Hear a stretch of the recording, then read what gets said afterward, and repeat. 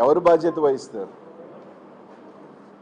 అన్నారో లేదో తెలియదు కానీ ఒక మాటకి రాష్ట్రం అంతా తిరిగి కన్నీళ్ళు పెట్టి తిరిగారు మీరు.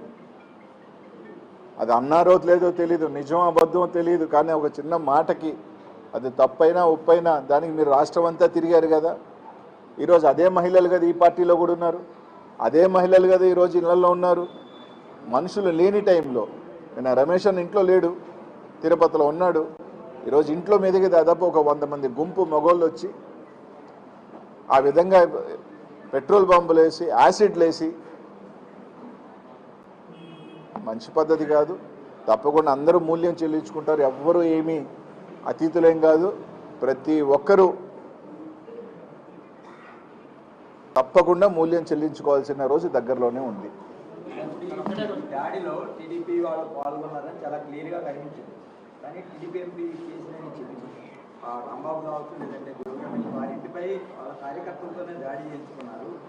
ఇదంతా జగన్మోహన్ రెడ్డి పార్టీ అలవాటని ఆయన నిన్న కామెంట్ చేశారు. సరే, నిజమే కదా, దాడి చేసే వచ్చే నాయకులు వీడియోలు ఉన్నాయి, పెట్రోల్ వేసేవాడు వాళ్ళ వీడియో ఉంది.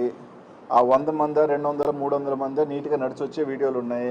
వాళ్ళు ఏ పార్టీ కార్యకర్తలు ఏ పార్టీకి ఫ్లెక్స్లు కట్టుకున్న సంగతి రాష్ట్రం అంతా తెలుసు. కాబట్టి వెనక నుంచి పొడిచే వెన్నుపోటు రాజకీయం వైఎస్ఆర్ కాంగ్రెస్ పార్టీకి జగన్మోహన్ రెడ్డి గారికి లేదు. వెన్నుతో పెట్టిన విద్య వెన్నుపోటుతనం కానీ వెనక నుంచి దెబ్బ కొట్టడం వ్యక్తిత్వం అది తెలుగుదేశం పార్టీకే ఆ పార్టీ లాక్కున్న రోజు నుంచి తెలుసు.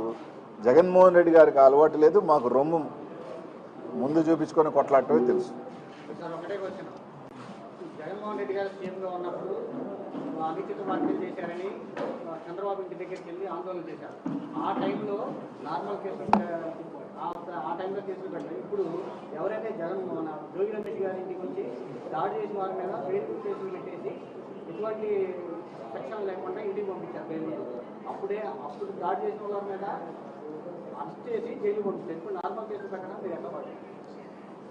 ఆ రోజు సంబంధించి కూడా మీరు తీసుకుంటే జోగి రమేష్ అన్న ఏ రోజు కూడా ఒక నిరసనగా చేశారు తప్ప ఎక్కడా కూడా అది కూడా ఎక్కడ ఆపేశారు?